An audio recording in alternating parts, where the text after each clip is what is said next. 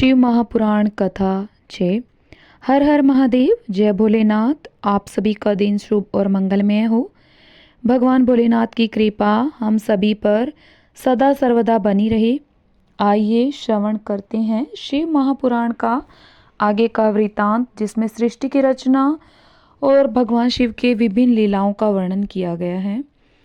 ब्रह्मा जी बोले, नारद, शब्द आदि पंचभूतों द्वारा पंचकरण करके उनके स्थूल आकाश, वायु, अग्नि, जल और पृथ्वी, पर्वत, समुद्र, वृक्ष और कला आदि से युगों और कालों की मैंने रचना की तथा और भी कई पदार्थ मैंने बनाए। उत्पत्ति और विनाश वाले पदार्थों का भी मैंने निर्माण किया है। परंतु जब इससे भी मुझे संतोष नहीं हुआ तो मैंने माँ अम्बा सहित भगवान शिव का ध्यान करके सृष्टि के अन्य पदार्थों की रचना की और अपने नेत्रों से मरीच को, हृदय से भृगु को, सिर से अंगीरा को, उदान से पुलस्त्य को और समान से वशिष्ठ को, अपान से कृतु को, दोनों कानों से अत्रि को, प्राण से दक्ष को और गोद से तुमको, छाया से कदर्म मुनि को उत्पन्न किया। सब साधनाओं के साधन धर्म को भी मैंने अपने संकल्प से प्रकट किया। मुनि श्रेष्ठ, इस तरह साधकों की रचना करके महादेव जी की कृपा से मैंने अपने को कृतार्थ माना। मेरे संकल्प से उत्पन्न धर्म मेरी आज्ञा से मानव का रूप धारण कर साधन में लग गए। इसके उपरांत मैंने अपने शरीर के विभिन्न अंगों से देवता व असुरों के रूप में अनेक पुत्रों की रचना करके उन्हें विभिन्न शरीर प्रदान किए। तत्पश्चात भगवान शिव की प्रेरणा से मैं अपने शरीर को 2 भागों में विभक्त कर 2 रूपों वाला हो गया। मैं आधे शरीर से पुरुष व आधे से नारी हो गया। पुरुष स्वयंभू मनु नाम से प्रसिद्ध हुए एवं उच्च कोटि के साधक कहलाए। नारी रूप से शतरूपा नाम वाली योगिनी एवं परम तपस्विनी स्त्री उत्पन्न हुई। मनु ने वैवाहिक विधि से अत्यंत सुंदरी शतरूपा का पाणी ग्रहण किया और मैथुन द्वारा सृष्टि को उत्पन्न करने लगे। उन्होंने शतरूपा से प्रियव्रत और उतानपाद नामक 2 पुत्र तथा आकुति, देवहूति और प्रसूति नामक 3 पुत्रियां प्राप्त की। आकुति का रुचि मुनि से, देवहूति का कदर मुनि से तथा प्रसूति का दक्ष प्रजापति के साथ विवाह कर दिया गया। इनकी संतानों से पूरा जगत चराचर हो गया। रुचि और आकुति के विवाहिक संबंध में यज्ञ और दक्षिणा नामक स्त्री पुरुष का जोड़ा उत्पन्न हुआ। यज्ञ की दक्षिणा से 12 पुत्र हुए। हे मुने, कदर्म और देवहूति के संबंध से बहुत सी पुत्रियां पैदा हुई। दक्ष और प्रसूति से 24 कन्याएं हुई। दक्ष ने 13 कन्याओं का विवाह धर्म से कर दिया। ये 13 कन्याएं श्रद्धा, लक्ष्मी, धृति, तुष्टि, पुष्टि, मेधा, क्रिया, बुद्धि, लज्जा, वसु, शांति, सिद्धि और कीर्ति हैं। अन्य 11 कन्याओं ख्याति, सती, संभूति, समृद्धि, प्रीति, क्षमा, सनंती, अनसुया, ऊर्जा, स्वाहा और सवदा का विवाह भृगु, शिव, मरीचि, अंगीरा, पुलस्त्य, पुलह, कृतु, अत्रि, वशिष्ठ, अग्नि और पितर नामक मुनियों से संपन्न हुआ। इनकी संतानों से पूरा त्रिलोक भर गया। अंबिका पति महादेव जी की आज्ञा से बहुत से प्राणी श्रेष्ठ मुनियों के रूप में उत्पन्न हुए। कल्प भेद से दक्ष की 60 कन्याएं हुई। उनमें से 10 कन्याओं का विवाह धर्म से, 27 का चंद्रमा से, 13 कन्याओं का विवाह कश्यप ऋषि से संपन्न हुआ।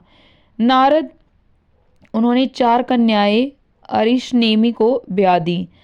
भृगु, अंगीरा और कुशाहा, ये सब कन्याओं का विवाह उन्होंने उचित वर ढूंढ कर दिया। कश्यप ऋषि की संतानों से संपूर्ण त्रिलोक आलोकित है। देवता, ऋषि, दैत्य, वृक्ष, पक्षी, पर्वत तथा लताएं आदि कश्यप पत्नियों से पैदा हुए हैं। इस तरह भगवान शंकर की आज्ञा से ब्रह्मा जी ने पूरी सृष्टि की रचना की।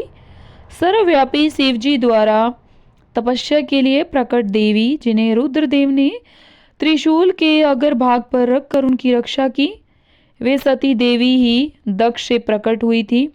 उन्होंने भक्तों का उद्धार करने के लिए अनेक लीलाएं की। इस प्रकार देवी शिवा ही सती के रूप में भगवान शंकर की अर्धांगिनी बनी। परंतु अपने पिता के यज्ञ में अपने पति का अपमान देखकर उन्होंने अपने शरीर को यज्ञ की अग्नि में भस्म कर दिया। देवताओं की प्रार्थना पर वे मां सती पार्वती के रूप में प्रकट हुई और कठिन तपस्या करके उन्होंने पुनः भगवान भोलेनाथ को प्राप्त कर लिया। वे इस संसार में कालिका, चंडिका, भद्रा, चामुंडा, विजया, जया, जयंती, भद्रकाली, दुर्गा, भगवती, कामाख्या, कामदा, अम्बा, मृडानी और सर्वमंगला आदि अनेक नामों से पूजी जाती हैं। देवी के ये नाम भोग और मोक्ष को देने वाले हैं। हे मुनि नारद, इस प्रकार मैंने तुम्हें सृष्टि की उत्पत्ति की कथा सुनाई है। पूरा ब्रह्मांड भगवान शिव की आज्ञा से मेरे द्वारा रचा गया है। ब्रह्मा, विष्णु और रुद्र आदि तीनों देवता उन्हीं महादेव के अंश हैं। भगवान शिव निर्गुण और सगुण हैं। वे शिवलोक में शिवा के साथ निवास करते हैं। सूत जी कहते हैं, हे ऋषियों, तत्पश्चात नारद जी ने विनयपूर्वक प्रणाम किया और उनसे पूछा, भगवान शंकर कैलाश पर कब गए और महात्मा कुबेर से उनकी मित्रता कहाँ और कैसे हुई? प्रभु शिव जी कैलाश पर क्या करते हैं? कृपा कर मुझे बताइए। इसे सुनने के लिए मैं बहुत उत्सुक हूँ। ब्रह्मा जी बोले, हे नारद, मैं तुम्हें चंद्रमौली भगवान शिव के विषय में बताता हूँ। कांपिल्य नगर में यज्ञदत्त दीक्षित नामक एक ब्राह्मण रहते थे जो अत्यंत प्रसिद्ध थे। वे यज्ञ विद्या में बड़े पारंगत थे। उनका गुणानिधि नामक एक 8 वर्षीय पुत्र था। उसका यज्ञोपवीत हो चुका था और वह बहुत सी विद्याएं जानता था, परंतु वह दुराचारी और जुआरी हो गया। वह हर वक्त खेलता कूदता रहता था तथा गाने बजाने वालों का साथी हो गया था। माता के बहुत कहने पर भी वह पिता के समीप नहीं जाता था और उनकी किसी आज्ञा को नहीं मानता था। उसके पिता घर के कार्यों तथा दीक्षा आदि देने में लगे रहते थे। जब घर पर आकर उसकी अपनी पत्नी से गुणानिधि के बारे में पूछते तो वह झूठ कह देती थी। वह कहीं स्नान करने या देवताओं का पूजन करने गया है। केवल एक ही पुत्र होने के कारण वह अपने पुत्र की कमियों को छुपाती रहती थी। उन्होंने अपने पुत्र का विवाह भी करा दिया। माता नित्य अपने पुत्र को समझाती थी। वह उसे यह भी समझाती थी कि तुम्हारी बुरी आदतों के बारे में तुम्हारे पिता को पता चल गया तो वे क्रोध के आवेश में हम दोनों को मार देंगे। परंतु गुणनिधि पर माँ के समझाने पर कोई प्रभाव नहीं पड़ता था। एक दिन उसने अपने पिता की अंगूठी चुरा ली और उसे जुए में हार आया। दैव योग से उसके पिता को अंगूठी के विषय में पता चल गया। जब उन्होंने अंगूठी जुआरी के हाथ में देखी और उससे पूछा तो जुआरी ने कहा, मैंने कोई चोरी नहीं की है, यह अंगूठी मुझे तुम्हारे पुत्र ने ही दी है। यही नहीं बल्कि उसने और जुआरियों को भी बहुत सारा धन घर से लाकर दिया है। परंतु आश्चर्य तो यह है कि तुम जैसे पंडित भी अपने पुत्र के लक्षणों को नहीं जान पाए। यह सारी बातें सुनकर पंडित दीक्षित का सिर शर्म से झुक गया। वे सिर झुकाकर और अपना मुंह ढककर अपने घर की ओर चल दिए। घर पहुंचकर गुस्से में उन्होंने अपनी पत्नी को पुकारा। अपनी और पत्नी से उन्होंने पूछा, तेरा लाडला पुत्र कहाँ गया है? मेरी अंगूठी जो मैंने सुबह तुम्हें दी थी वह कहाँ है? मुझे जल्दी से दो। पंडित की पत्नी ने फिर झूठ बोल दिया, मुझे स्मरण नहीं है कि वह कहाँ है। अब तो दीक्षित जी को और भी क्रोध आ गया। वे अपनी पत्नी से बोले, तू बड़ी सत्यवादिनी है, इसीलिए मैं जब भी गुणनिधि के बारे में पूछता हूँ तब मुझे अपनी बातों से बहला देती है। यह कहकर दीक्षित जी घर के अन्य सामानों को ढूंढने लगे, किंतु उन्हें कोई वस्तु ना मिली क्योंकि वे सब वस्तुएं गुणनिधि जुए में हार चुका था। क्रोध में आकर पंडित ने अपनी पत्नी और पुत्र को घर से निकाल दिया और दूसरा विवाह कर लिया। ब्रह्मा जी बोले, हे नारद, जब यह समाचार गुणनिधि को मिला तो उसे अपने भविष्य की चिंता हुई। वह कई दिनों तक भूखा प्यासा भटकता रहा। एक दिन भूख प्यास से व्याकुल वह एक शिव मंदिर के पास बैठ गया। एक शिव भक्त अपने परिवार सहित शिव पूजन के लिए विविध सामग्री लेकर वहां आया था। उसने परिवार सहित भगवान शिव का विधि विधान से पूजन किया और नाना प्रकार के पकवान शिवलिंग पर चढ़ाए। पूजन के बाद वे लोग वहां से चले गए तो गुणनिधि ने भूख से मजबूर होकर उस भोग को चोरी करने का विचार किया और मंदिर में चला गया। उस समय अंधेरा हो चुका था, इसीलिए उसने अपने वस्त्र को जलाकर उजाला किया।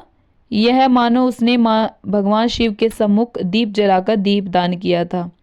जैसे ही वह सब भोग उठाकर भागने लगा, उसके पैरों की धमक से लोगों को पता चल गया कि उसने मंदिर में चोरी की है। सभी उसे पकड़ने के लिए दौड़े और उसका पीछा करने लगे। नगर के लोगों ने उसे खूब मारा। उनकी मार को उसका भूखा शरीर सहन नहीं कर सका और उसके प्राण पखेरु उड़ गए। उसके कुकर्मों के कारण यमदूत उसको बांधकर ले जा रहे थे। तभी भगवान शिव के पार्षद वहां आ गए और गुणनिधि को यमदूतों के बंधन से मुक्त करा दिया। यमदूतों ने शिवगणों को नमस्कार किया और बताया कि यह बड़ा पापी और धर्म कर्म से हीन है। यह अपने पिता का भी शत्रु है। इसने शिवजी के भोग की भी चोरी की। इसने बहुत पाप किए हैं, इसीलिए यह यमलोक का अधिकारी है।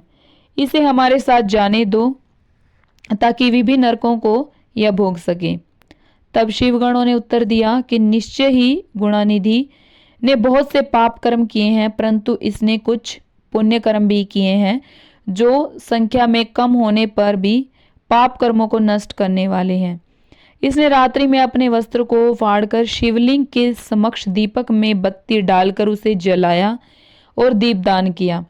इसने अपने पिता के त्रिमुख से एवं मंदिर के बाहर बैठकर शिव गणों को सुना है और ऐसे ही और भी अनेक धर्म कर्म इसने किए हैं। इतने दिनों तक भूखा रहकर इसने व्रत किया और शिव दर्शन तथा शिव पूजन भी अनेकों बार किया है। इसीलिए यह हमारे साथ शिवलोक को जाएगा, वहां कुछ दिनों तक निवास करेगा। जब इसके संपूर्ण पापों का नाश हो जाएगा तो भगवान शिव की कृपा से यह कलिंग देश का राजा बनेगा। अतः यमदूतों, तुम अपने लोक को लौट जाओ। यह सुनकर यमदूत यमलोक को चले गए। उन्होंने यमराज को इस विषय में सूचना दे दी और यमराज ने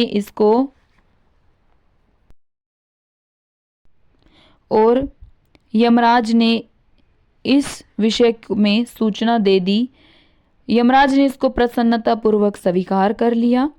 तत्पश्चात गुणनिधि नामक ब्राह्मण को लेकर शिवगण शिवलोक को चल दिए। कैलाश पर भगवान शिव और देवी उमा विराजमान थे।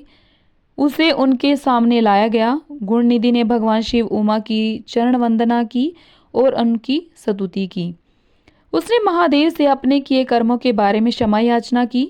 भगवान ने उसे क्षमा प्रदान कर दी। वहां शिवलोक में कुछ दिन निवास करने के बाद गुणनिधि कलिंग देश के राजा अरिंदम के पुत्र दम के रूप में विख्यात हुआ। हे नारद, शिवजी की थोड़ी सी सेवा भी उसके लिए अत्यंत फलदायक हुई। इस गुणनिधि के चरित्र को जो कोई पढ़ता अथवा सुनता है उसकी सभी कामनाएं पूरी होती हैं तथा वह मनुष्य सुख शांति प्राप्त करता है। नारद जी ने प्रश्न किया, हे ब्रह्मा जी, अब आप मुझे यह बताइए कि गुणनिधि जैसे महापापी मनुष्य को भगवान शिव द्वारा कुबेर पद क्यों और कैसे प्रदान किया गया। हे प्रभु, कृपा कर इस कथा को भी सुन बताइए। ब्रह्मा जी बोले, नारद, शिवलोक में सारे दिव्य भोगों का उपभोग तथा उमा महेश्वर का सेवन कर वह अगले जन्म में कलिंग के राजा अरिंदम का पुत्र हुआ। उसका नाम दम था। बालक दम की भगवान शंकर में असीम भक्ति थी। वह सदैव शिवजी की सेवा में लगा रहता था। वह अन्य बालकों के साथ मिलकर शिव भजन करता। युवा होने पर उसके पिता अरिंदम की मृत्यु के पश्चात दम को राज सिंहासन पर बिठाया गया। राजा दम सब और शिव धर्म का प्रचार और प्रसार करने लगे। वे सभी शिवालयों में दीपदान करते थे। उनकी शिवजी में अनन्य भक्ति थी। उन्होंने अपने राज्य में रहने वाले सभी ग्रामाध्यक्षों को यह आज्ञा दी थी कि शिव मंदिर में दीपदान करना सबके लिए अनिवार्य है। अपने गांव के आसपास जितने शिवालय हैं वहां सदा दीप जलाना चाहिए। राजा दम ने आजीवन शिव धर्म का पालन किया। इस तरह वे बड़े धर्मात्मा कहलाए। उन्होंने शिवालयों में बहुत से दीप जलवाए। इसके फलस्वरूप वे दीपों की प्रभा के आश्चर्य हो मृत्युपरांत अलकापुरी के स्वामी बने। ब्रह्मा जी बोले, हे नारद, भगवान शिव का पूजन व उपासना महान फल देने वाली है। दीक्षित के पुत्र गुणनिधि ने जो पूर्ण अधर्मी था, भगवान शिव की कृपा पाकर दिक्पाल का पद पा लिया था। अब मैं तुम्हें उसकी भगवान शिव के साथ मित्रता के विषय में बताता हूँ। नारद, बहुत पहले की बात है, मेरे मानस पुत्र पुलस्त्य से विश्वा का जन्म हुआ और विश्रवा के पुत्र कुबेर हुए। उन्होंने पूर्व काल में बहुत कठोर तप किया। उन्होंने विश्वकर्मा द्वारा रचित अलकापुरी का उपभोग किया। मेघवाहन कल्प के आरंभ होने पर वे कुबेर के रूप में घोर तप करने लगे। वे भगवान शिव द्वारा प्रकाशित काशीपुरी में गए और अपने मन के रत्नीय दीपों से 11 रुद्रों को उद्घोषित कर वे तन्मयता से शिवजी के ध्यान में मगन होकर निश्चल भाव से उनकी उपासना करने लगे। वहां उन्होंने शिवलिंग की प्रतिष्ठा की। उत्तम पुष्पों द्वारा शिवलिंग का पूजन किया। कुबेर पूरे मन से तप में लगे थे। उनके पूरे शरीर में केवल हड्डियों का ढांचा और चमड़ी ही बची थी। इस प्रकार उन्होंने 10,000 वर्षों तक तपस्या की। तत्पश्चात भगवान शिव अपनी दिव्य शक्ति उमा के भव्य रूप के साथ कुबेर के पास गए। अलकापति कुबेर मन को एकाग्र कर शिवलिंग के सामने तपस्या में लीन थे। भगवान शिव ने कहा, अलकापति, मैं तुम्हारी भक्ति और तपस्या से प्रसन्न हूँ। तुम मुझसे अपनी इच्छा अनुसार वर मांग सकते हो। यह सुनकर जैसे ही कुबेर ने आंखें खोली तो उन्हें अपने सामने भगवान नीलकंठ खड़े दिखाई दिए। उनका तेज सूर्य के समान था। उनके मस्तक पर चंद्रमा अपनी चांदनी बिखेर रहा था। उनके तेज से कुबेर की आंखें चौंधिया गई। तत्काल उन्होंने अपनी आंखें बंद कर ली। वे भगवान शिव से बोले, भगवान, मेरे नेत्रों को वह शक्ति दीजिए जिससे मैं आपके चरणाविंदों का दर्शन कर सकूं। कुबेर की बात सुनकर भगवान शिव ने अपनी हथेली से कुबेर को स्पर्श किया कर देखने की शक्ति प्रदान की। दिव्य दृष्टि प्राप्त होने पर वे अपनी आंखें फाड़ फाड़ कर देवी उमा और भगवान शिव के दर्शन करने लगे। दिव्य दृष्टि प्राप्त होने पर वे अपनी आंखों से भगवान शिव और माता पार्वती के दर्शन करने के बाद सोचने लगे, भगवान शिव के साथ यह संवाग सुंदरी कौन है? इसने ऐसा कौन सा तप किया है जो इस भगवान शिव की कृपा से उनका सामीप्य रूप और सौभाग्य प्राप्त हुआ है। वे देवी उमा को निरंतर देखते जा रहे थे। देवी को घूरने के कारण उनकी बाईं आंख फूट गई। शिवजी ने उमा से कहा, उमे, यह तुम्हारा पुत्र है। यह तुम्हें क्रूर दृष्टि से नहीं देख रहा है। यह तुम्हारे तप बल को जानने की कोशिश कर रहा है। फिर भगवान शिव ने कुबेर से कहा, मैं तुम्हारी तपस्या से बहुत प्रसन्न हूँ। मैं तुम्हें वर देता हूँ कि तुम समस्त निधियों और शक्तियों के स्वामी हो जाओ। सुव्रतों, यक्षों और किन्नरों के अधिपति बन जाओ और धन के दाता बनो। मेरी तुमसे सदा मित्रता रहेगी और मैं तुम्हारे पास सदा निवास करूंगा, अर्थात तुम्हारे स्थान अलकापुरी के पास ही मैं निवास करूंगा। कुबेर, अब तुम अपनी माता उमा के चरणों में प्रणाम करो और ये ही तुम्हारी माता है। ब्रह्मा जी कहते हैं, नारद, इस प्रकार भगवान शिव ने देवी से कहा, हे देवी, यह आपके पुत्र के समान है, इस पर अपनी कृपा करो। यह सुनकर उमा देवी बोली, वत्स, तुम्हारी भगवान शिव में सदैव निर्मल भक्ति बनी रहे। बाईं आंख फूट जाने पर तुम एक ही पिंगल नेत्र से युक्त रहो। महादेव जी ने जो वर तुम्हें प्रदान किए हैं वह सुलभ हैं। मेरे रूप से ईर्ष्या के कारण तुम कुबेर नाम से प्रसिद्ध होगे। कुबेर को वर देकर भगवान शिव और देवी उमा अपने धाम को चले गए।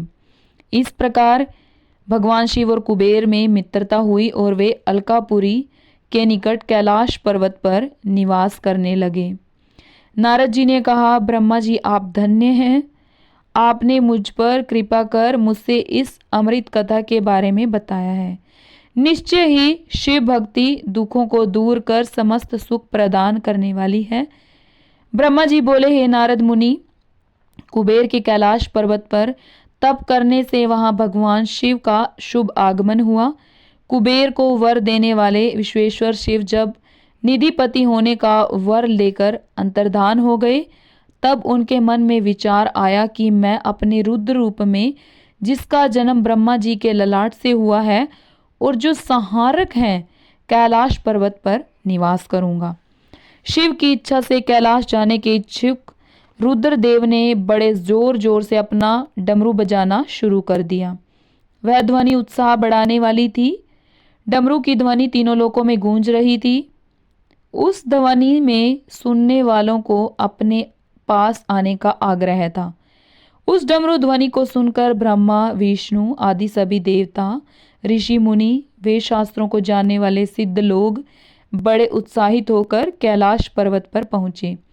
भगवान शिव के सारे पार्षद और गणपाल जहां भी थे, वे भी कैलाश पर्वत पर पहुंचे। साथ ही असंख्य गणों सहित अपनी लाखों करोड़ों भयावनी भूत प्रेतों की सेना के साथ स्वयं शिवजी भी वहां पहुंचे। सभी गणपाल सहस्त्र भुजाओं से युक्त थे। उनके मस्तक पर जटाएं थी। सभी चंद्रचूड़, नीलकंठ और त्रिलोचन थे। हार, कुंडल, केयूर तथा मुकुट से वे अलंकृत थे। भगवान शिव ने विश्वकर्मा को कैलाश पर्वत पर निवास बनाने की आज्ञा दी। अपने व अपने भक्तों के रहने के लिए योग्य आवास तैयार कराने का आदेश दिया। विश्वकर्मा ने आज्ञा पाते ही अनेकों प्रकार के सुंदर निवास स्थान वहां बना दिए। उत्तम मुहूर्त में उन्होंने वहां प्रवेश किया। इस मधुर बेला पर सभी देवताओं, ऋषि मुनियों और सिद्धों सहित ब्रह्मा जी और विष्णु जी ने शिवजी व उमा का अभिषेक किया। विभिन्न प्रकार से उनकी पूजा अर्चना और स्तुति की। प्रभु की आरती उतारी। उस समय आकाश में फूलों की वर्षा हुई। इस समय चारों ओर भगवान शिव तथा देवी उमा की जय जयकार हो रही थी। सभी की स्तुति से प्रसन्न होकर भगवान शिव ने उन्हें उनकी इच्छा के अनुसार वरदान दिया तथा उन्हें अभीष्ट और मनोवांछित वस्तुएं भेंट की। तत्पश्चात भगवान शंकर की आज्ञा लेकर सभी देवता अपने निवास स्थान को चले गए। कुबेर भी भगवान शिव की आज्ञा पाकर अपने स्थान अलकापुरी को चले गए। तत्पश्चात भगवान शंभु वहां निवास करने लगे। वे योग साधना में लीन होकर ध्यान में मगन रहते। कुछ समय तक वहां अकेले निवास करने के बाद उन्होंने दक्ष कन्या देवी सती को पत्नी रूप में प्राप्त कर लिया। देवऋषि अब रुद्र भगवान देवी सती के साथ वहां सुखपूर्वक विहार करने लगे। हे नारद, इस प्रकार मैंने तुम्हें भगवान शिव के रुद्र अवतार का वर्णन है और उनके कैलाश पर आगमन की उत्तम कथा सुनाई है। तुम्हें शिवजी व कुबेर की मित्रता और भगवान शिव की विभिन्न लीलाओं के विषय में बताया है। उनकी भक्ति तीनों लोगों का सुख प्रदान करने वाली तथा मनोवांछित फलों को देने वाली है। इस लोक में ही नहीं परलोक में भी सदित गति प्राप्त होती है। इस कथा को जो भी मनुष्य एकाग्र होकर सुनता या पढ़ता है, वह इस लोक में सुख और भोगों को पाकर मोक्ष को प्राप्त कर लेता है। नारद जी ने ब्रह्मा जी का धन्यवाद किया और उनकी स्तुति की। वे बोले कि प्रभु, आपने मुझे इस अमृत कथा को सुनाया है। आप महाज्ञानी हैं। आप सभी की इच्छाओं को पूर्ण करते हैं। मैं आपका आभारी हूँ। शिव चरित्र जैसा श्रेष्ठ पाठ आपने मुझे आज सुनाया है, इसके लिए मैं आपका आभारी हूँ। और हे प्रभु, मैं आपको बारंबार नमन करता हूँ। शिव चरित्र जैसा श्रेष्ठ ज्ञान आपने मुझे दिया है। ब्रह्मा जी बोले, हे नारद, पूर्व काल में समस्त महात्मा और ऋषि प्रयाग में इकट्ठा हुए। वहां पर उन्होंने एक बहुत विशाल यज्ञ का आयोजन किया था। उस यज्ञ में देवर्षि, देवता, ऋषि, मुनि, साधु, संत, सिद्धगण तथा ब्रह्मा का साक्षात्कार करने वाले महान ज्ञानी पधारे, जिसमें मैं स्वयं अपने महातेजस्वी निगमों आगमों सहित परिवार को लेकर वहां पहुंचा। वहां बहुत बड़ा उत्सव हो रहा था। अनेक शास्त्रों में ज्ञान की चर्चा एवं वाद विवाद हो रहा था। उस यज्ञ में त्रिलोकीनाथ भगवान शिव भी देवी सती और अपने गणों सहित पधारे थे। भगवान शिव को वहां आया देख मैंने अपने सभी देवताओं, ऋषियों, मुनियों ने उन्हें झुककर भक्ति भाव से प्रणाम किया तथा अनेक प्रकार से उनकी स्तुति की। शिव जी की आज्ञा पाकर सभी ने अपना आसन ग्रहण कर लिया। इसी समय प्रजापति दक्ष भी वहां आ पहुंचे। वे बड़े ही तेजस्वी थे। प्रजापति दक्ष ने मुझे प्रणाम करके अपना आसन ग्रहण कर लिया। वे ब्रह्मांड के अधिपति थे, इसी कारण उन्हें अपने पद का घमंड हो गया था। उनके मन में अहंकार ने घर कर लिया था। ब्रह्मांड के अधिपति होने के कारण वे सभी देवी देवताओं के वंदनीय थे। सभी ऋषि मुनियों सहित देवऋषियों ने भी मस्तक झुकाकर प्रजापति दक्ष को प्रणाम किया और उनकी स्तुति कर उनका आदर सत्कार किया।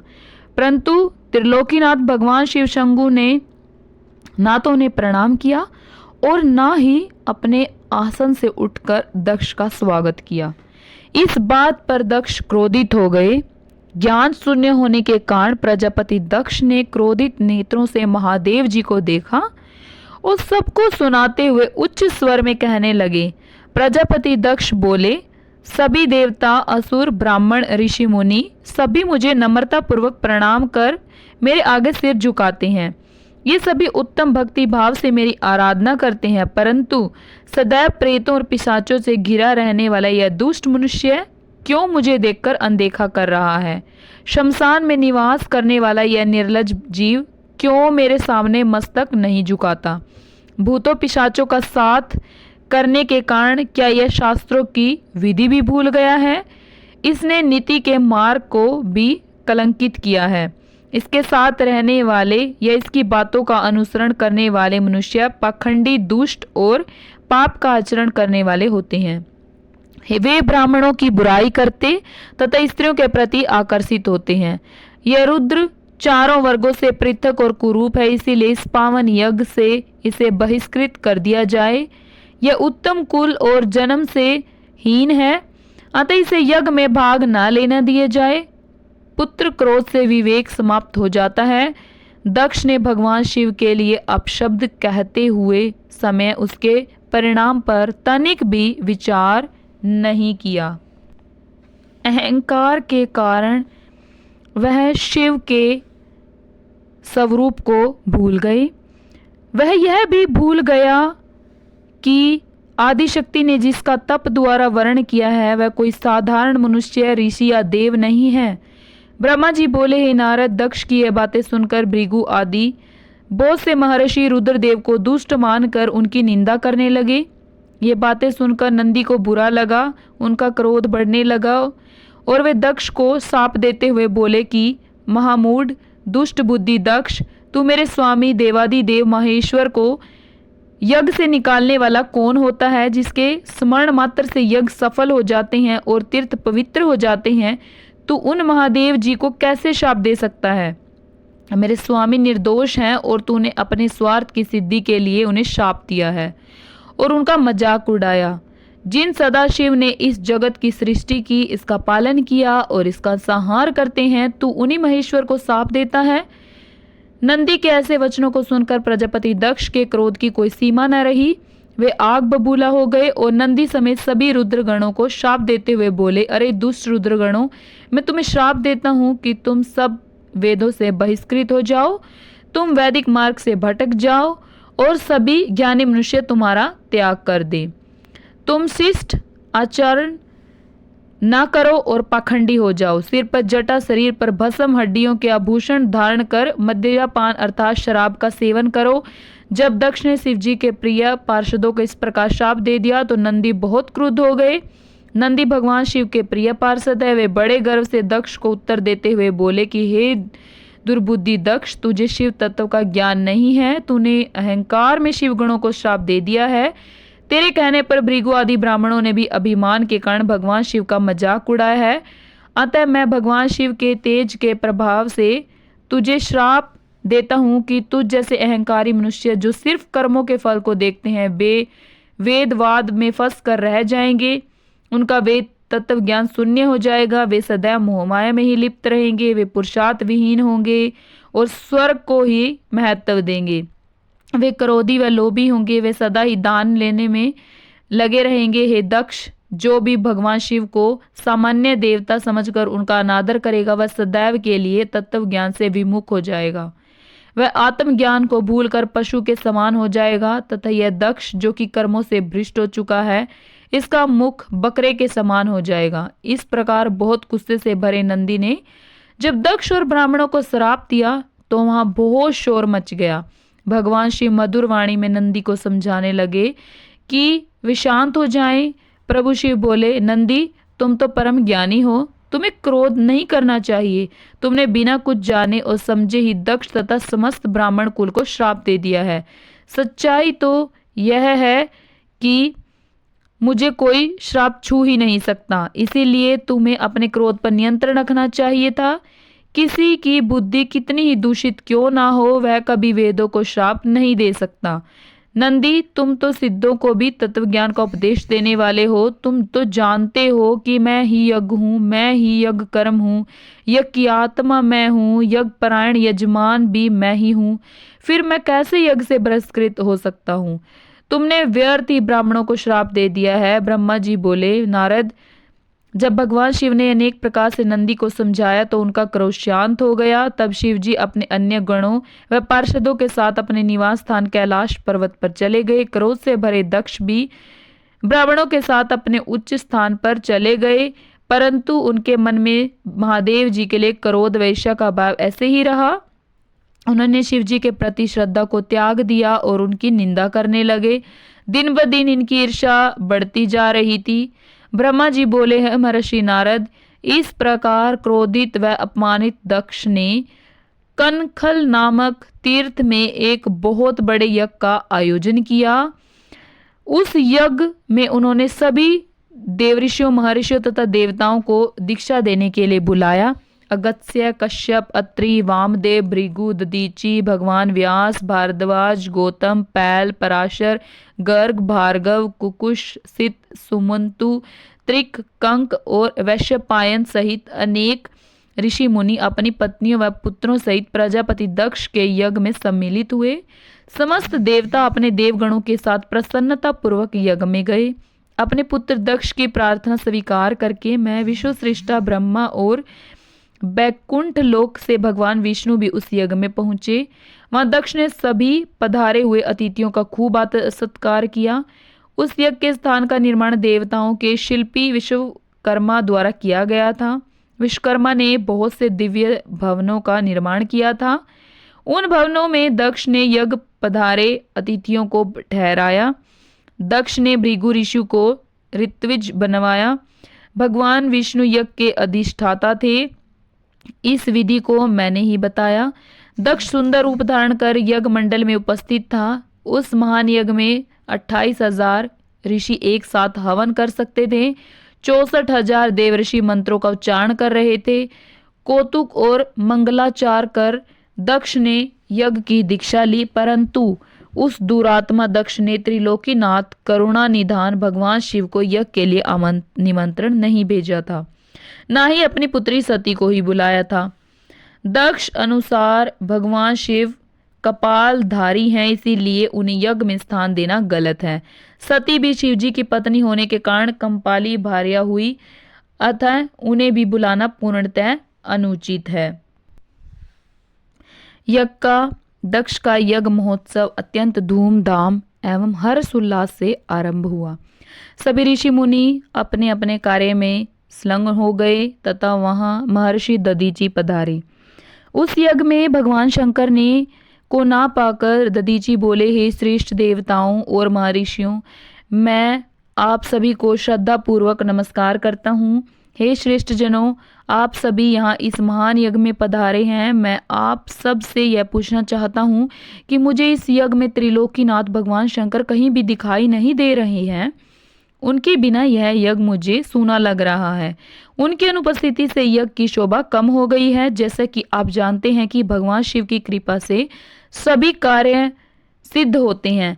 वे परम सिद्ध पुरुष नीलकंठधारी प्रभु शंकर यहाँ क्यों नहीं दिखाई दे रहे हैं, जिनकी कृपा से अमंगल भी मंगल हो जाता है, जो सर्वदा सबका मंगल करते हैं। उन भगवान शिव का यज्ञ में उपस्थित होना बहुत आवश्यक है।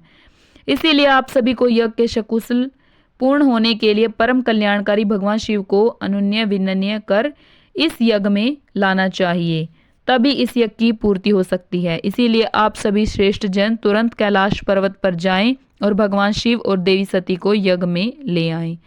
उनके आने से यज्ञ पवित्र हो जाएगा। वे परम पुण्यमयी हैं और उनके यहाँ आने से यह यज्ञ पूरा हो सकता है। महर्षि दधीचि की बातों को सुनकर दक्ष हंसते हुए बोले, हे भगवान विष्णु देवताओं के मूल हैं, अतः मैंने उन्हें सादर यहाँ बुलाया है। जब वे यहाँ उपस्थित हैं तो भला यज्ञ में क्या कमी हो सकती है। भगवान विष्णु के साथ साथ ब्रह्मा जी वेदों उपनिषदों और विविध आगमों के साथ यहाँ पधारे हैं। आगमों के साथ यहाँ पधारे हैं। देवगणों सहित इंद्र भी यहाँ उपस्थित हैं। वेद और वेदत्व को जानने वाले वेदत्वों को जानने वाले तथा उनका पालन करने वाले सभी महर्षि यज्ञ में आ चुके हैं। जब सभी देवगण एवं श्रेष्ठ जन यहाँ उपस्थित हैं तो रुद्रदेव की यहाँ क्या आवश्यकता है।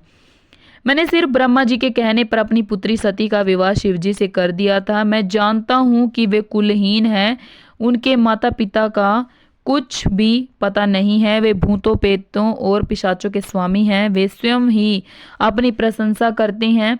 वे मूढ़ जड़ मौनी और ईर्ष्यालु होने के कारण यज्ञ में बुलाए जाने के योग्य नहीं हैं। अतः दधीचि जी, आप उन्हें यज्ञ में बुलाने के लिए ना कहें। आप सब ऋषि मुनि मिलकर अपने सहयोग से मेरे इस यज्ञ को सफल बनाएं। दक्ष की बात सुनकर दधीचि मुनि बोले, हे दक्ष, परम कल्याणकारी भगवान शिव को यज्ञ में ना बुलाकर तुमने इस यज्ञ को पहले ही भंग कर दिया है। यह यज्ञ कहलाने के लायक ही नहीं है। तुमने भगवान शिव को निमंत्रण न देकर उनकी अवहेलना की है, इसीलिए तुम्हारा विनाश निश्चित है। यह कहकर दधीचि वहां से अपने आश्रम चले गए। उनके पीछे पीछे भगवान शिव का अनुसरण करने वाले सभी ऋषि मुनि भी वहां से चले गए। दक्ष के समर्थकों ने यज्ञ छोड़कर गए ऋषियों मुनियों के प्रति व्यंग्य भरे वचनों का प्रयोग किया। इस प्रकार प्रसन्न होकर दक्ष बोलने लगे कि यह बहुत अच्छी बात है कि मंद बुद्धि और मिथ्यावाद में लगे दुराचारी मनुष्य सभी इस यज्ञ का त्याग करके स्वयं ही चले गए। भगवान विष्णु और ब्रह्मा जी, जो कि सभी वेदों के ज्ञाता हैं और वेद तत्वों से परिपूर्ण है, इस यज्ञ में उपस्थित हैं और ये ही मेरे यज्ञ को सफल बनाएंगे। ब्रह्मा जी बोले कि दक्ष की ये बातें सुनकर वे सभी शिव माया से मोहित हो गए। सभी देवऋषि आदि देवताओं का पूजन करने लगे। इस प्रकार यज्ञ पुनः आरंभ हो गया। मुनि श्रेष्ठ इस प्रकार वहां यज्ञ स्थल पर रुके। अनेक देवर्षि और मुनि वहां पुनः यज्ञ को पूर्ण करने हेतु पूजन करने लगे। ब्रह्मा जी कहते हैं, नारद जिस समय देवता और ऋषिगण दक्ष के यज्ञ में भाग लेने के लिए उत्सव करते हुए जा रहे थे, उस समय दक्ष की पुत्री सती अपनी सखियों के साथ गंधमादन पर्वत पर धारेगृह में अनेक क्रीड़ाएं कर रही थी। सती ने देखा कि रोहिणी के साथ चंद्रमा कहीं जा रहे थे। तब सती ने अपनी प्रिय सखी विजया से कहा कि विजय, जल्दी जाकर पूछो कि देवी रोहिणी और चंद्र कहाँ जा रहे हैं। तब विजय दौड़कर चंद्रदेव के पास गई और उन्हें नमस्कार करके उनसे पूछा कि हे चंद्रदेव, आप कहाँ जा रहे हैं। चंद्रदेव ने उत्तर दिया कि वे दक्ष द्वारा आयोजित यज्ञ में आमंत्रित हैं, इसीलिए वे वहीं जा रहे हैं। यज्ञोत्सव के बारे में सुनकर देवी विजया तुरंत देवी सती के पास आई और सारी बातें सती से को अवगत कराया। तब देवी सती को बड़ा आश्चर्य हुआ कि ऐसी क्या बात है जो पिताजी ने यज्ञोत्सव के लिए अपनी बेटी दामाद को निमंत्रण देना तो दूर सूचना भी नहीं दी। बहुत सोचने पर उनकी समझ में कुछ नहीं आ रहा सका और असमंजस की स्थिति में वे अपने पति महादेव जी के पास गई और उनसे कहने लगी हे महादेव जी, मुझे ज्ञात हुआ है कि मेरे पिता श्री दक्ष जी ने बहुत बड़े यज्ञोत्सव का आयोजन किया है, जिसमें उन्होंने सभी देवऋषियों, महर्षियों, देवताओं को आमंत्रित किया है। सभी देवता और ऋषिगण वहां एकत्रित हो चुके हैं। हे प्रभु, मुझे बताइए कि आप वहां क्यों नहीं जा रहे हैं? आप सभी सहृदय से मिलने को हमेशा आतुर रहते हैं। आप तो भक्त वत्सल, उस महायज्ञ में सभी आपके भक्त पधारे हैं। आप मेरी प्रार्थना मानकर आज ही मेरे साथ मेरे पिता के उस महान यज्ञ में चलिए। सती इस प्रकार भगवान शंकर से यज्ञशाला में चलने की प्रार्थना करने लगी। सती की प्रार्थना सुनकर भगवान महेश्वर बोले, हे देवी, तुम्हारे पिता दक्ष मेरे विशेष द्रोही हो गए हैं। वे मुझसे बैर की भावना रखते हैं, इसी कारण उन्होंने मुझे निमंत्रण नहीं दिया। और जो बिना बुलाए दूसरों के घर जाते हैं, वे मरण से भी अधिक अपमान पाते हैं। हे देवी, उस यज्ञ में सभी अभिमानी, मूढ़ और ज्ञान शून्य देवता और ऋषि हैं। उत्तम व्रत का पालन करने वाले और मेरा पूजन करने वाले सभी ऋषि मुनियों और देवताओं ने उस महायज्ञ का त्याग कर दिया है तथा अपने अपने धाम को वापस चले गए हैं। अंततः प्रिय, हमारा उस यज्ञ में जाना अनुचित है। वैसे भी बिना बुलाए जाना अपमान कराना है। शिवजी के इन वचनों को सुनकर देवी सती क्रुद्ध हो गई और शिवजी से बोली, हे प्रभु, आप तो सबके परमेश्वर हैं। आपके उपस्थित होने से यज्ञ सफल हो जाते हैं। आपको मेरे दुष्ट पिता ने आमंत्रित नहीं करके आपका अपमान किया है।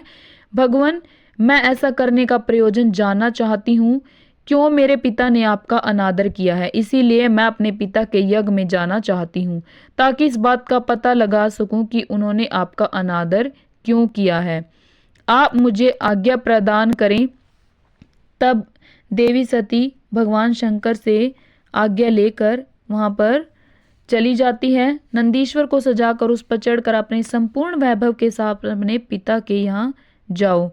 शिवजी की आज्ञा मानकर देवी सती ने उत्तम श्रृंगार किया और अनेक प्रकार के आभूषण धारण करके देवी अपने पिता के घर की ओर चल दी। उनके साथ शिवजी ने 60,000 रुद्रगणों को भी भेजा। सभी गण उत्सव रचाकर देवी का गुणगान करते हुए दक्ष के घर की ओर जाने लगे। शिवगणों ने पूरे रास्ते शिव शिवा के यश का ज्ञान किया। उस यात्रा काल में जगदम्बा बहुत शोभा पा रही थी। उनकी जय जयकार हो रही थी।